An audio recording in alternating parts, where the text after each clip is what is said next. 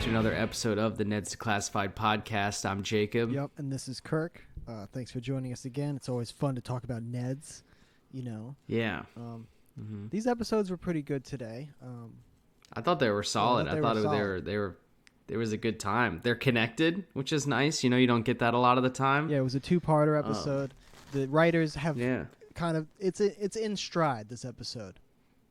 Yeah, very much in stride. And it's almost it's almost as if some of the past episodes maybe didn't matter at all in the grand scheme of things. No, a lot of filler. I think this happens a lot in anime, Trevor tells me.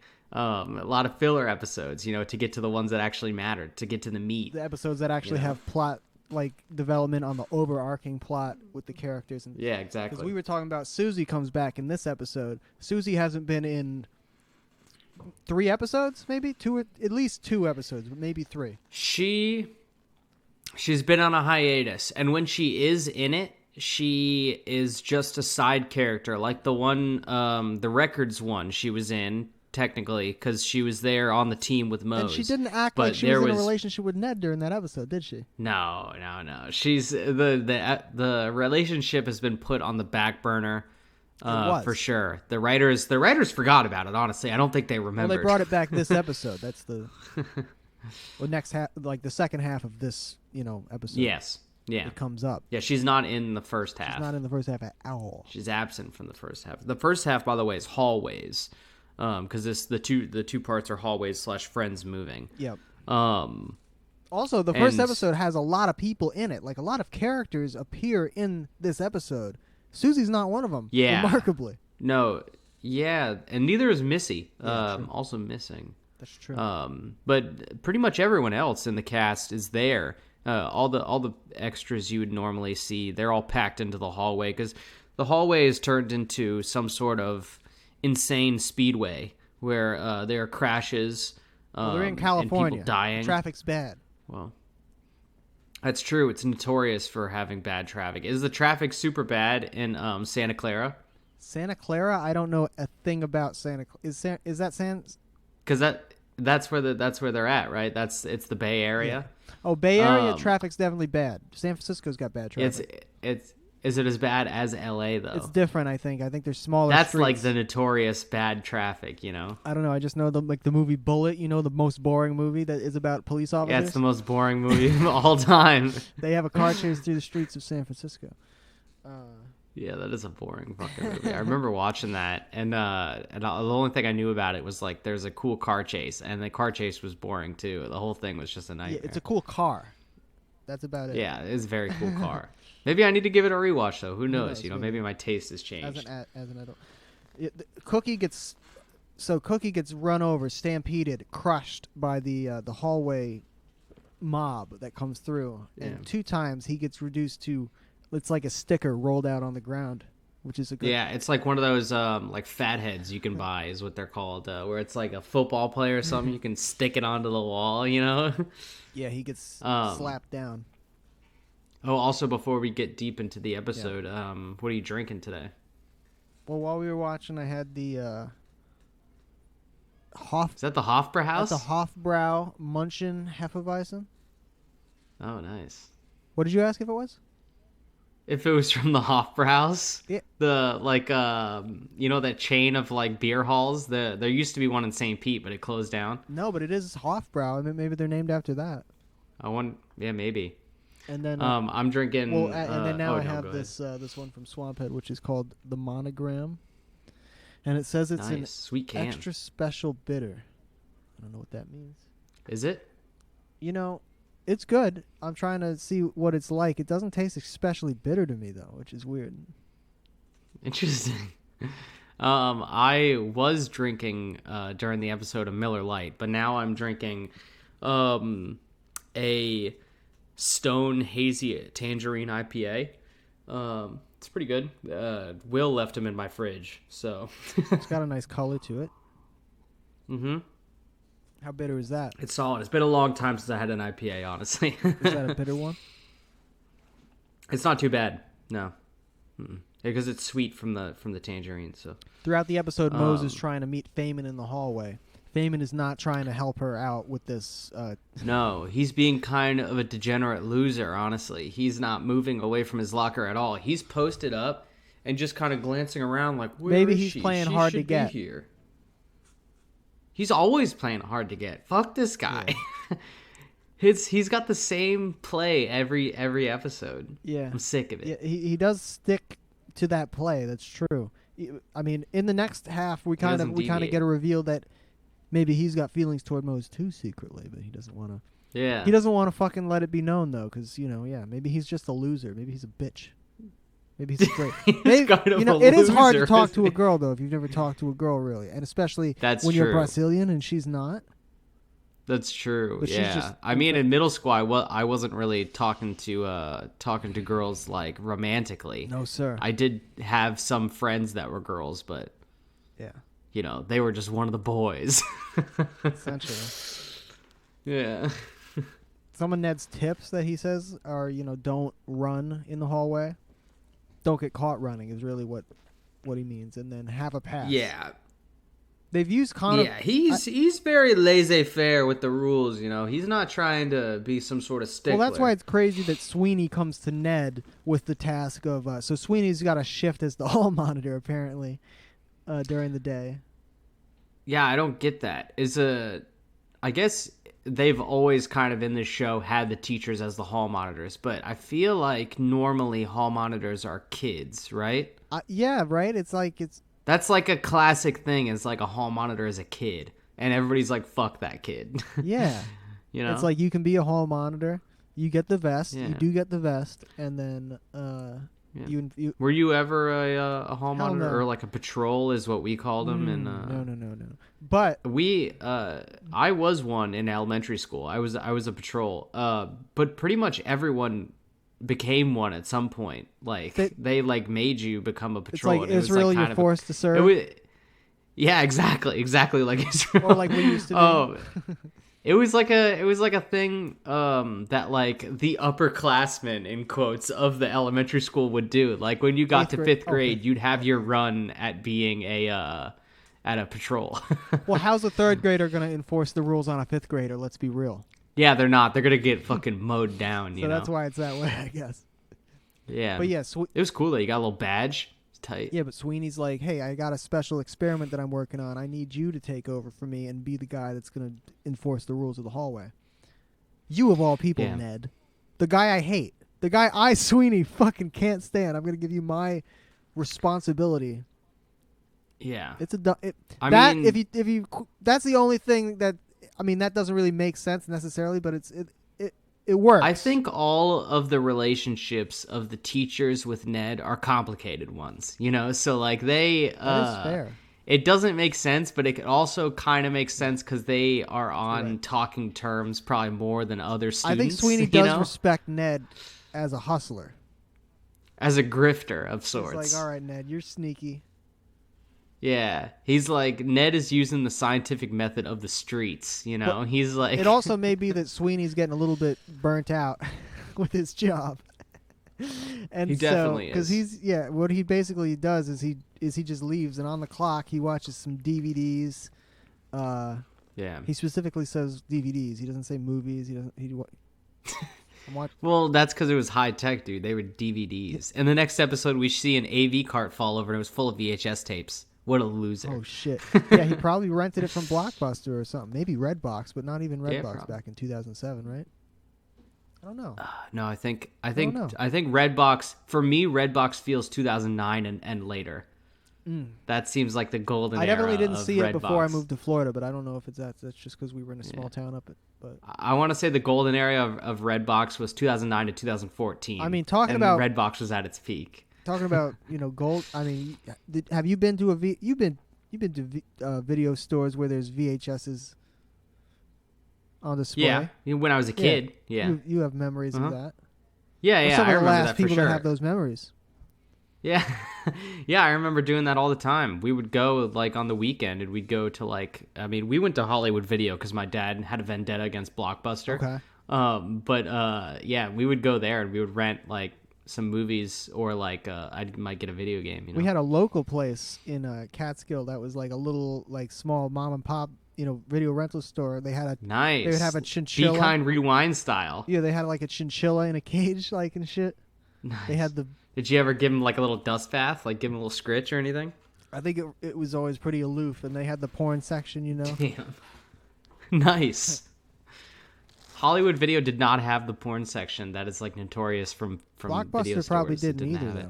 though. I don't. No, Blockbuster Yeah, didn't. they kept it no. family friendly. Not that I remember, at least. I don't But you remember can get that. an R-rated movie that has some wild FYE shit did, in it. remember? FYE, they put the covers over them, the little things. That's right. You remember That's that? right. It was And like accessible movies by anybody. and then anime. Yeah, it was movies, then anime in one aisle, and then one aisle of You don't porn. go It through was a like partition or anything. It's just right there. no. And then on the other side of the porn was movie posters. So you kind of had to walk through it to get to the posters, It's true. That's funny. Yeah, they did just have porn at FYE. That's crazy. Yeah. I still have one of my FYE posters right above my computer. But yeah, Sweeney's like, you don't have to go to class if you're the hall monitor. He gives Ned, he privileges Ned in that way. Which is baller, honestly. Well, in this show, that's always kids are always getting said, you don't got to go to class if you do X, Y, Z. You don't technically have to go to class at James K. Polk, all right? You're here. It's not required. I mean, whatever the faculty deems it would be the best thing for you to do that day, that's like what's the best thing for you to do that day. And that may be tasting sour milk in the cafeteria. Or it may be... Or it may be like training all day for a volleyball competition, like Mose had to do the other time. Yeah. Or just cleaning the gym. In this case... Just cleaning the gym. Yeah, in this case, he's just a hall monitor for the entire day. A shit one at that. Well, it starts off good for Ned because he realizes he has power. And he gets a little bit thirsty and mad for his power. Yeah, I think it's ill-advised to give this man power. Constantly, desperately, he's always trying to get more power. He's really trying to, because he lusts for it. He likes to be the go-to guy. Yes. And sometimes I think he puts people in positions where they have no choice but to go to him for help. Well, yeah, he's like the fucking godfather of the school. Yeah. Like, you kind of have to go to Ned. Like, Cookie is, like, trained to do it. Cookie fucking completely every single time. Cookie is codependent on Ned, for sure. He, like, completely his eyes glaze past Mose completely, and they just focus in on Ned. And he's like, Ned, what do I do, in the next episode? Yeah. Yeah, I don't know. It's insane, really. But he's basically the mall cop. He becomes kind of like the bad lieutenant, because the kids come over. The bullies come over. Yeah. And they're like, hey, Ned. And then they realize he's got the vest. And he can, I guess, call them out for not having a hall pass or something. Whatever they would... Yeah. Whatever infractions they were, I'm sure they were committing multiple technical crimes. It's a little bit less risque than Bad Lieutenant, the movie, but but it is similar. It's Bad Lieutenant Protocol James K. Polk, JKPMS. And throughout the episode, it's traffic. Bad traffic is happening throughout the school. There's a blockage, a pipe burst, and Krubs is has a complete whole corridor of the school closed off. Yeah, and he doesn't care either. He's just like, you better find another way or you're gonna be late. Sproing. He does the watch thing. Yeah, they don't get any grace for the detour that they're gonna have to take. But no, because the way that he described it in that instance seemed like if you got to class and you were like, I'm late because there was a pipe burst in the hallway and I couldn't get through, the teacher would then say, fuck you. A pipe you're burst? Late. What is this? A sewer or something? Yeah. He just says something that's not even funny or something clever. Ridiculous. Yeah, Krubs is like, find a new route to class. Sorry. And that's when kind of Cookie has the realization, I need to be the traffic reporter guy. Like the on the scene, eye in the sky, real time, giving people the updates. He creates his own Waze app almost. Yeah, him and Mose have like two side-by-side monologues where they're not listening to each other at all, but they're just saying what they're thinking out loud. Yeah. She's talking about missing 35 minutes a day with Feynman from hallway time, and he's talking about the traffic reporting issue. 35 minutes a day? Yeah, because I guess they have that many breaks between classes and it's 5 minutes apiece. That makes sense.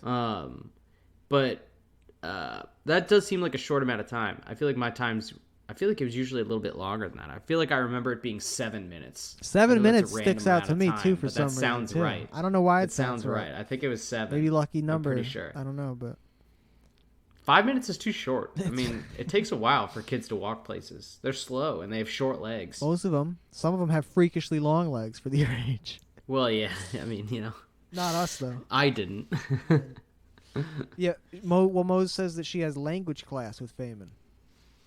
Whatever that means. Which language? I have no idea. I just wrote down language class ? Like, I don't know what the fuck that means. Ned has a run-in in the hallway with a jock. A nameless jock, another one. It's not Jock Goldman. I don't think it's Jock Goldman. I don't think it's Jock Goldman either, but it's the jock that, like, he's got, like, the dark hair. He's always in the background making faces. He's always wearing a Letterman jacket and, like, some jeans. Yeah. You know? And Ned, I guess, touches him or something, and he's like, you scratched the pleather.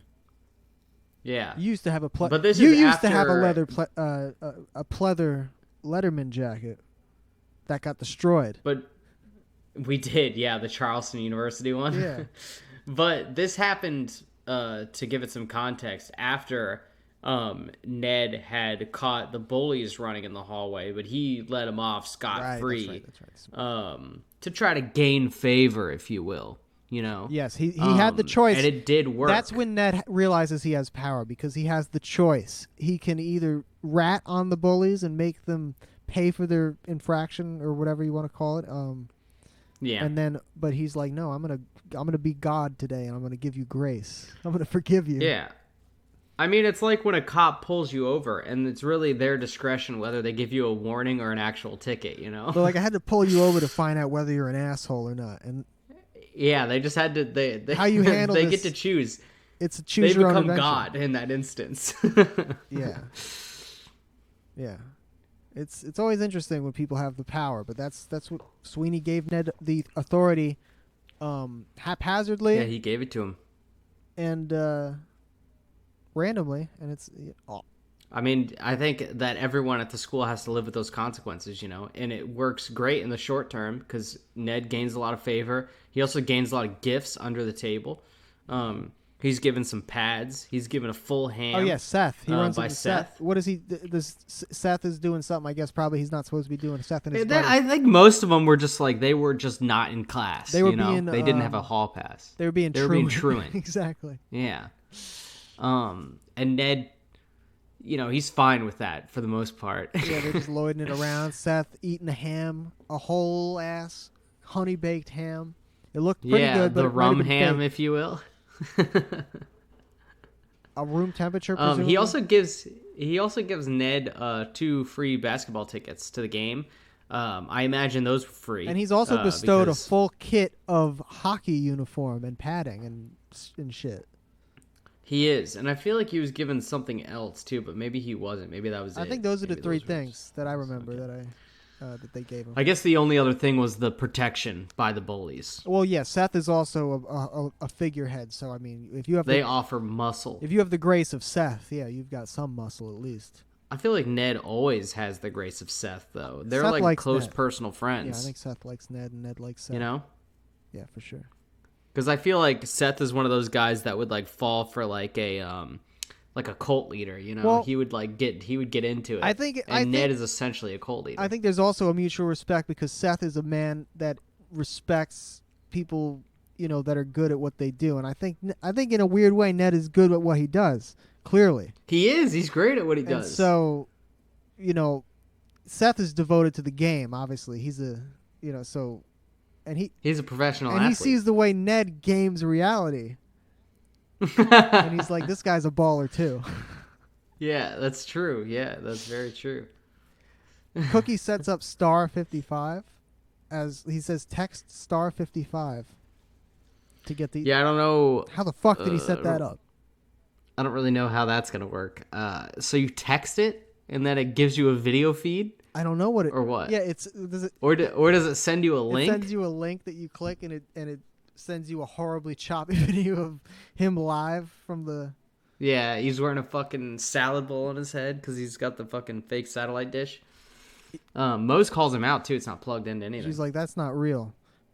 Doesn't he have some amount of electrical current just flowing through him at all times, though? I think that his it's sad to say, but I think his electronic prowess is falling every day. I think that he is becoming less and less of a cyborg. I wonder why. Well, Quan isn't making it. Quan is giving him a lot of stress in life. He needs to just go with it, though. He's got to do something. What do you mean? He's got to give it to her. He's got to. Yeah, he's got to let it happen. I think. Because I mean, if he doesn't, yeah, she's taking years off of his life. Yeah, and he's getting some grays like a president. His life's already being artificially extended. That's. Yeah, by all the fucking robotic modifications he's made to his own body. Yeah, but he's got a fucking pig heart. Sweeney shows up with a thing of popcorn, and Ned's like, "What's the popcorn for?" And he's like, "It's for my experiment, blah blah blah. Good job, keep doing what you're doing." At this point, Ned is in the hockey uniform. Yes, he's fully in the hockey uniform, and they both understand that they've both caught each other not doing what they're supposed to be doing. But they're both fine with it because like no one wants to come up and admit it. Sweeney could never in his wildest dreams imagine the extent to which the mayhem, would reach. No. But he should have seen it coming, honestly. Yeah, he's like, Ned's wearing a full but he can Ned's like, I can move around faster in it. Cuz it's like rollerblade hockey, I guess. Yeah. And that's fair enough. But in the next shot we see Ned actually playing hockey in the hallway. Maybe it's almost a Clerks reference. Yes, exactly. It is. It could be a Clerks reference. I didn't think of that during the episode, but yeah, it could be because they play on the rooftop. Nice. Yeah. Excellent. Yeah, Ned. Clerks 3 is going to come out at some point. Good, I guess. And then there's Ned like gets beat up. Hockey. He's like falls on the ground. Is he like at that point kind of realizing that he's let the shit go crazy? I think I think when he finally got that concussion there, I think it actually shook him right. He had a moment of clarity. He like saw Jesus for a second, and it was like, man, maybe I shouldn't be doing this fucking shit. Yeah. We see there one of the things that we noticed was there was a background goth kid just walking down the stairs, and there's been a couple of there always is. There's always some background goth kids. What do you think? It's got to be less than 5% goth kid in a school at 2007 or what? Yeah, I feel like there had to have been more goth kids back then than there are now, right or wrong? Right, but there is a goth comeback. True, but it's that's different. True. That's fair enough. It's a different type of goth. Is that ironic or not? It's hard to say. Yeah, I think it is. It's more like it's like everything. It's more like internet-based goth because they're like they still want to look cool, But it's not like old school where they're wearing like Jenko jeans and like the fucking chains everywhere and like and the fucking fingerless gloves and shit. Stapling their fingers. Yeah, being fucking psychos. Drinking absinthe. Oh god.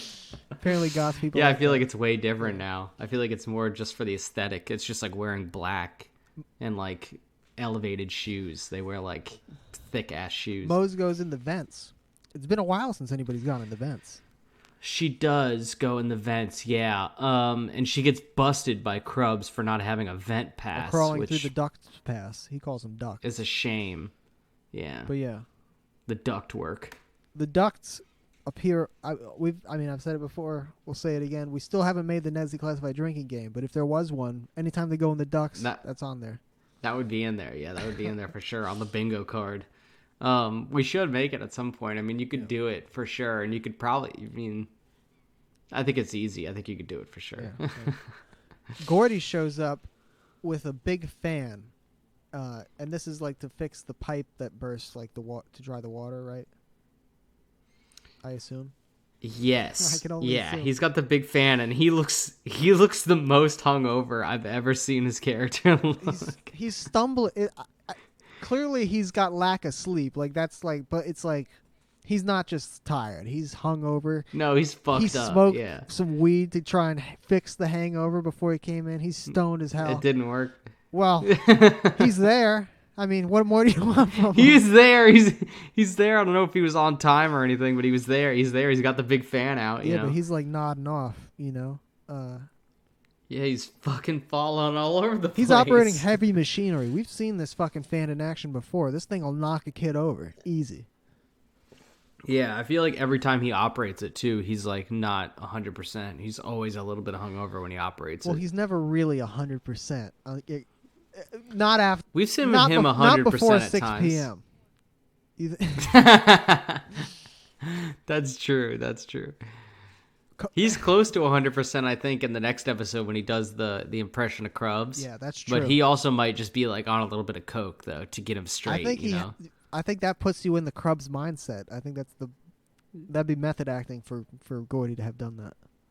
I think that's true. Yeah, but Coconut Head shows up. This episode we do get triple glasses Krubs when he busts Moe's coming out of the ducks. He has 3 pairs of glasses. The first pair of glasses looks like ski goggles or something. I was like, I was gonna say something. I was like, why has he got big glasses on there? I figured it was gonna come. I thought they were like the ones that they give you at the eye. Yeah, it looked like he had eye surgery. Huge. Yeah, exactly. Yeah. But no, he had just big glasses and then slightly smaller glasses as he took them off. Yeah. It was big glasses, then like regular size glasses, and then like kind of small glasses. Very good. I don't think they've done that before. It was good. I loved it. He's done it before, but not that well hidden, I don't think. They were like always be able to be seen. Yeah. I mean, Mose grabs Cookie here again. She grabs him here. Yeah, by that, that really His armpit sensitive tip. part of your skin.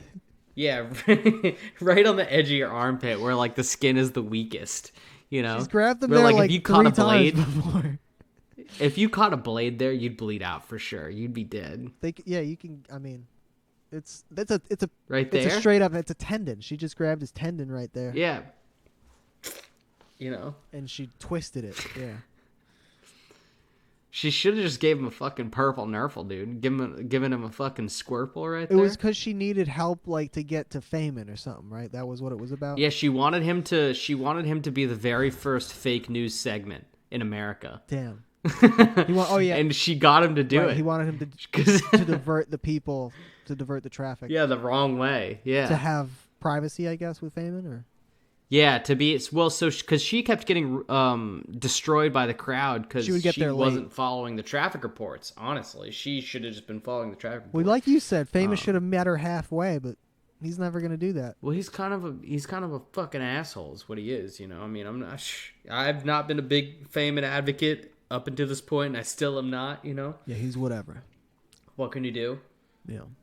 I think there are better people out there for her. I don't think she needs to try this hard for this fucking guy. There's another crushing stampede that happens and takes out Krubs, Ned, and several other people, I think. Yeah. That's Yeah, because they all get caught in the flow of the wrong direction. It kills Cook, and that's his last report ever. Cookie's like, do it now. And Mose watches it right in front of her face, like a fucking video game, and then takes it away, and that's where Faye is. She's got her flip phone flipped up. She's watching this 4 frames per second video of Cook live. Yeah. It's got 13 megapixels. Yeah. She's hurting her eyes to look at it, but then she takes it down, and Feynman's right there. And they have a talk that, doesn't amount to anything. Yeah, it was useless and fucking garbage and a terrible conversation. But it's like essential. Well, I mean, and then Ned gets busted by Krubs, and so does Sweeney, because Sweeney comes back from his shopping trip. He's got a bunch of bags. He went to the mall.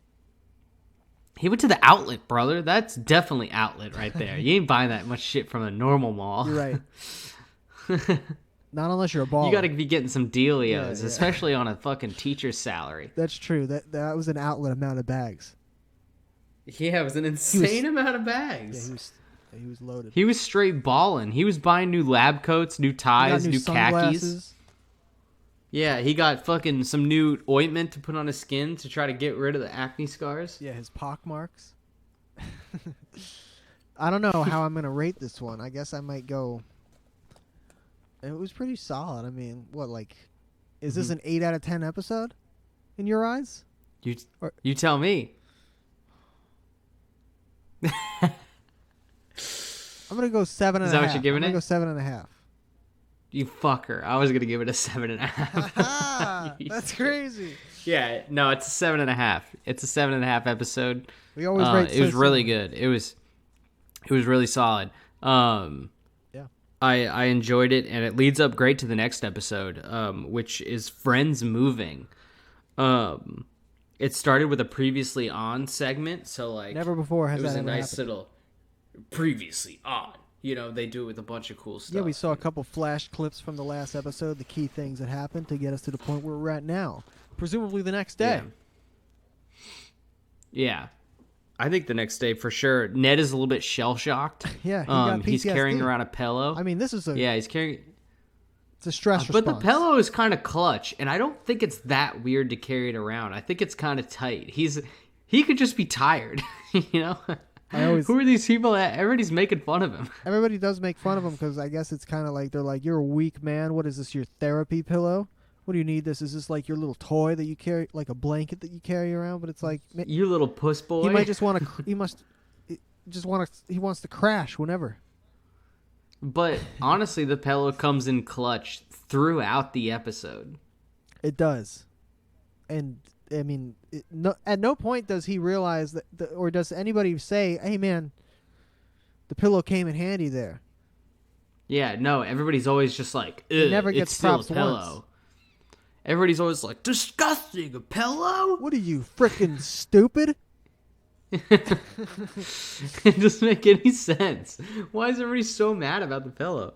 Yeah. Quan comes back this episode. Evelyn Quan. Yeah. We also... Oh, yeah. She tries to give Cook a friendship ring. So she's got a wrapped she gift. She's like, here. Gives it to Cook. And she tells him, give it to me. And then he gives it to her. And then she's like, thank you. Give it back. Psychotic. Give it back. Clearly psychotic behavior. Yeah, but it's called a friendship ring. And yet Cook kind of takes it as a relationship like promise ring. Which it's weird because they don't... I feel like they should have just called it a promise ring then and not a friendship ring. That's fair enough. What the fuck is a friendship ring? That's true. I mean, the only thing it could be is a romantic implication. Yeah. A promise ring is the classic thing. It's like the thing that people give each other when they don't want to get engaged, but they want to give like a special ring, you know? Yeah, they just want to be like when you're a kid. I'm really devoted to you. Yeah. That's a big thing in that 70s show, promise rings. I know the Jonas Brothers did it in that Well, that's because they're badass Park Christians, dude. Yeah. But Cookie devises a lie to Evelyn. In the moment, he comes up with the lie to get out of this. What he he looks out into the future. He sees a long-term relationship with Quan, and he can't handle that. Yeah, he can't handle it at all. And he's like, I can't because I am moving to Hawaii and my dad's got a new job at a coconut factory. It's just like the most ridiculous things. Like, it's like, what the fuck are you talking about? I mean, you know, he's extreme, so he's going to go to extremes when he lies. Do they have coconut? I mean, I guess they must have coconut. I think more of pineapples pineapples is the Hawaii thing. I don't know about... Pineapples is the classic thing. I think coconuts are a very island thing, though, still. So, like, you know, they probably have coconuts there. I mean, I can't imagine they don't. Come on, it's Hawaii. And it's right about... You've been there, actually. You've been there. You tell me. Yeah, there's palm trees. Are there coconut trees, though? There's a lot of concrete. Are there coconut palms? Nah. Well, they have to put the concrete in or the island will break apart, dude. Yeah. That's not necessarily true, but Susie, that's when Susie kind of shows up here, and she's like, "Hey, boyfriend Ned, remember that we're in a relationship?" Yeah, this is actually word for word, line for line. He's like, "Huh?" Yeah, and we also find out that because she doesn't exactly tell him what she's talking about here, she just kind of says, I need to tell you something, and then he's like, look, I have a pillow, and she's like, I'll talk to you later. She's like, oh my God, he's gone crazy. Yeah, he's gone psycho, and he's like, I have a sick pillow. And she does, what's your problem? To be fair, have a legit bomb to drop. She does, but not until later in the episode. But we do find out that Feynman is moving. Bum, bum, bum. He's not the only one. It's the theme of the episode. So yeah, he's moving. Back to Brazil. And it begins a quest to keep Feynman at the school for whatever reason. I know Mose cares, but I don't know why Ned and Cook really care. I think it's I guess they just like Mose. Yeah, it's just to help their friend. That's all it is, isn't it? Yeah, it's to help a brother out, you know. True. She's thirsty. A brother in arms. She's thirsty as hell. She is. She's never been this for thirsty. That Brazilian boy. Feynman is Yeah, Ned ends up playing hardball with Krubs. He enters Krubs' office and with the pillow, and they both kind of go toe to toe, and Ned ends up coming out on top, actually. Yeah, they have to sit down. Yeah, Ned is like, I know things about the school, right? So you tell me what I need to know, and you get to know what I know, And then I got ears all over the place. Yeah, he's like, I got my ears to the streets, motherfucker. I got my nose to the grindstone. And Krubs knows that. Krub knows. Nobody can deny that Ned is a hustler. It's the truth. And he hustles the shit out of Krubs, so Krubs breaks, and he tells him that Feynman's parents are coming because Feynman's flunking out of his classes. He's not eating, and he's acting weird. He hasn't brought any friends home to meet his parents. Like, what the fuck? I would like you to meet my parents. Yeah, that's such a weird, request, but whatever. Senor Bolsonaro Yeah. He's wearing the 6th suit, But yeah, so then Ned gets that information, and then Krub's like, you tell me what I need to know. Yeah. And Ned basically there's going to be pie is just, at lunch. At lunch this afternoon. Yeah. There's going to be pie, and then he runs out of the room. Yeah, and then he runs. And Krubs is like, damn it, he Krubs fucking knows got he's me. been got. Yeah, he got. He's like, I've been got. Yeah, he really... Yeah, he's like Drats. Yeah. That pretty much brings us to where they're pretending to be friends. Like, Mose and Ned enlist the entire school now. After nobody's given a fuck about Feynman, and nobody's talked to... I don't think he has friends. I think that is true. It's a fact. So... But now... I mean, who would want to be friends with this guy? He doesn't do anything. He doesn't help anyone like him, There's no other Brazilian people at the school? I don't think there's a Brazilian club. Damn. Should be. But yeah, no, he's like... So now everybody's walking up to him like, yo, Feynman!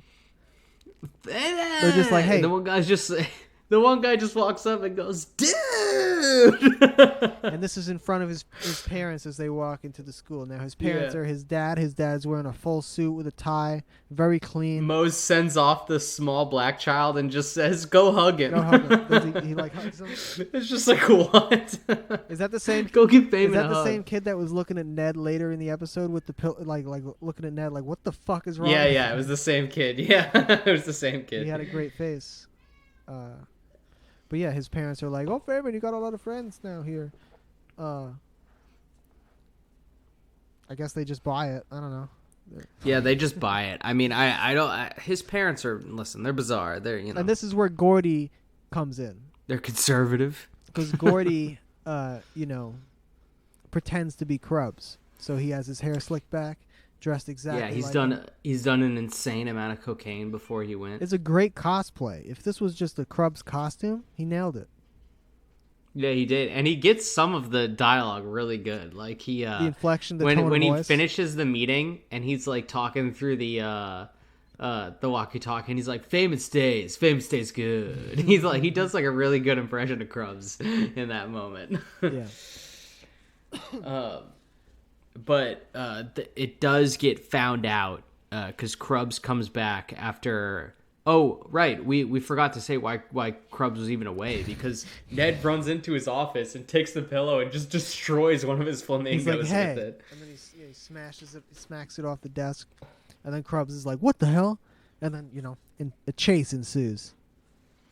Yeah, and then Ned hides in and then Gordy slides a full into place. size. Yeah, he hides in a full size locker, and Mose tells Krubs that he's crazy. He said he's running all the way to New York. He's running all the way across the whole country. Yeah, so Krubs takes off. I guess eventually he figured out, like, when he got to, like, the exit of the town, he's like, man, maybe I shouldn't fucking do this. He's running. Krubs is running, too. He sees the sign that points to New York and it have to says, run like, to New York 2,000 too, I miles. guess. He's like, He's like, I can't do it. Cookie gets completely trapped in the lie that he's woven. Everybody, the entire school now thinks that he's moving to Hawaii. Yeah, he throws him what's her name? Xavier throws him a going away party that's Hawaii themed, and we get the great music where it's like it's the fucking Outcast. It's not song, Hawaiian luau music though, exactly. Yeah, it's it's like Outcast, like get down. We got a party. Someone trying to do a ridiculous Andre 3000 or impression. Yeah, it was really good. I thought it was solid. One of the things, though, that Gordy says to the parents in the meeting, he's like, Gordy can't go back, or Feynman can't go back too soon. He'll get rickets. He is going to get rickets. What the hell is rickets, anyway? Like Crickety Ricket. Rickety Cricket? Let him out. My cat's freaking out right now. He wants to be in the cold? I don't know if he knows what he wants right now. He's just walking around screaming. I was just going to put him out on the porch. He likes it out there. Yeah, the song is kind of like, it's trying to be, hey, yeah, but it's like, Yeah. It's the show's version of that, but they've never really done Outkast's biggest commercial success song. Yeah, for sure. Some would say. For sure. That and then Roses was number 2. Yeah. And then Miss Jackson. Evelyn Kwan is really quite a bitch in this. I feel like she's not a good person. Thoughts? Yeah, I think that I don't know. I'm honestly not a huge hater of Evelyn Kwan. I think she's largely misunderstood. Okay. I think that Cook, I kind of blame all this shit on Cook. Like he personally is not ready for any of this, and she is clearly more mentally mature and ready for like a relationship situation. She doesn't quite know how to show it, but like he is just not ready for it, and he's in this like middle school player mentality of like he's like trying to go on dates with like a girl that like doesn't give a fuck about him. Do you think that most of the time? Do you think that that's just not his type? Maybe. Could be. I mean, he's into Lisa, but like also he's a very shallow man. So he's pretty much like into any attractive girl to him, like in his eyes that he sees. He's like a fish, he's like losing track constantly of what he's doing. But I think you're right. For some reason, I think he wants them to not be too into him. He wants them to like tolerate him enough to like go on the date with him, but he doesn't want them to be too into him. And Evelyn's too into him. Yeah. And that makes him. Yeah, he can't handle it. And yeah, I mean that's middle school, baby. That's middle school right there, man. He outs himself at some point. He realizes the only thing he can do, because clearly he's not going anywhere. He's going to be coming back to school every day. Yeah, well, they tell him to just, like, fess up before the party starts so no one gets hurt, but he doesn't because he wants to have the party, and he's been given gifts. Coconut Head gave him a fucking sweet Hawaiian shirt, and so he's in the middle of the party, and then Evelyn Kwan busts in and is like, I dug up some dirt on Cook, and he ain't moving. I called his dad. Yeah, she rats on him. That's a bitch move. Yeah, she does rat big time. In my, because she comes in, she's like, yeah, you don't rat. Not only, you don't do it. I mean, if she was gonna say it to the people there, but I mean, how did she even get his dad's phone number? I think you could look him up in the yellow pages back then, probably, right? She looked up Cook. Yeah, she looked up Simon Nelson Cook Sr. in the. You think his dad's name is Simon? Yeah, I think he's a senior for sure. Maybe. You don't think that Cook is a junior? Cook's for sure a junior. I don't know. I think Cook is Cook is a unique. Cook might be adopted. That'd be a twist. You think so? That'd be a twist. That would be a twist. I don't picture him as an adopted kid, but he might have like Asian parents or something. Maybe. Who knows? That'd be cool. Yep. But yeah, so Kwan they still loves end up. Cook though. She's a sick bitch. She does still love him in the end, even after the reveal. She's like, "That's exactly what I like in a man." is the betrayal and the lying and the manipulation, which is weird. Yes. That's a weird thing. She's sick. What can you do? And then once Krubs busts Gordy and gang, he ends up having the conversation with Feynman's parents, and he pretty much tells them what everybody was saying anyway. He was like, Feynman should stay, but it's because he's in love with a girl. And he's talking about Mose. Yeah, he's like he hasn't been doing good in his classes because he's too much thinking about pussy, and that is what he says, word for word. and also, yeah, that's pretty much the extent of it. I mean, so is it all that has he been feeling sad only since he's known he has to go back, or has he been sad the whole time? It's inconclusive, honestly. How long has he had eating problems? Yeah, how long has he had this eating disorder? Maybe he's just very much trying to keep his figure lean. Yeah, because that is that was hot then, right? Being lean and clean. If you don't do physical activity, the only way to not get huge is to not eat a lot. So actually, no, I think around this time I think everybody wanted to be jacked, right? I think you wanted to have that. Hasn't that always been the case? You want to be lean and jacked. No, not always. No. You want in the 70s, in the 60s, you wanted to be lean. You wanted to be lean as fuck. Sean Connery wasn't lean. Deadly thin. No, he wasn't. He was kind of stocky, honestly. Maybe more so just the 70s. I'm thinking of like the rocker physique of like that, like you doing a lot of heroin. But I feel like in the early 2000s, you wanted to be like buff, like a Jersey Shore Guido type guy, I mean, yeah, Buff. That was hot. Buff, I think Buff has always been hot. Nobody's ever thought that a guy that's buff has not been hot. I don't think. Hey, you never know. True. I'm hoping it's out of fad. And then that's when Susie comes in. Pretty much. Yeah, Susie breaks the news. It's the realest point of the episode. Well, to finish that up, Feynman is staying. The parents are fine with it. Yeah, somehow they just make that decision.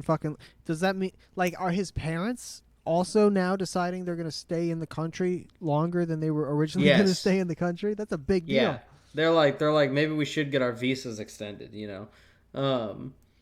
Yeah, but then Susie has a real heart to heart with Ned, and she's like, "Listen, I didn't want to tell you this because it's kind of fucked, but I have to actually leave because my dad's job that I told you about ages ago." Fuck, we're moving there, I guess. We're going to move closer to there. And then Ned's like, what? And then he's like, I get to keep the pillow. Yeah, he's like, I thought your parents were divorced. No way. He's like, no chance. No shot. I know your dad. I've looked at the mugshots online. Your dad is some fucking skeeve ball in Las Vegas, dude. But yeah, then Ned puts the pillow behind his own head as he faints. And that's the end of the episode. Yeah, as he dies. And honestly, we talked about it for a shorter amount of time, but I think the second half is a little bit stronger. I'm going 8 out of 10. I think it was I don't know. I think there was more going on, and it was funnier too. There was a lot more moments that mattered, story wise, like long term wise. I mean, Gordy playing as Krubs. Yeah, that was really good. Yeah, no, I'm gonna do 7.75. Just to be different, I guess. Right on. But it's good one. Yeah, it was solid. Man, we are wrapping up Ned's season 3 quickly. We're vastly approaching the end. We hope you guys are enjoying the ride with us. I know me and Kirk are having a good time, and hopefully we have some more guests on soon. The Ked episode was fun. Yeah. It'll be fun to have some other guests on before we wrap up and move on to other things. Yeah. But yeah, these 2 episodes were solid. And make sure you guys follow us on Instagram at @harbor_boys, and on YouTube to watch the video.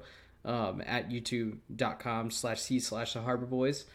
You get the video. Yeah, no, thanks for listening. Thanks for watching. Thanks for being a Ned Head. Spotify. If you are a Ned Head. Yeah. Right. Big time Ned Heads. only. It's in the beans, in the beans, in the beans, in the beans, in the beans, in the beans. Nice.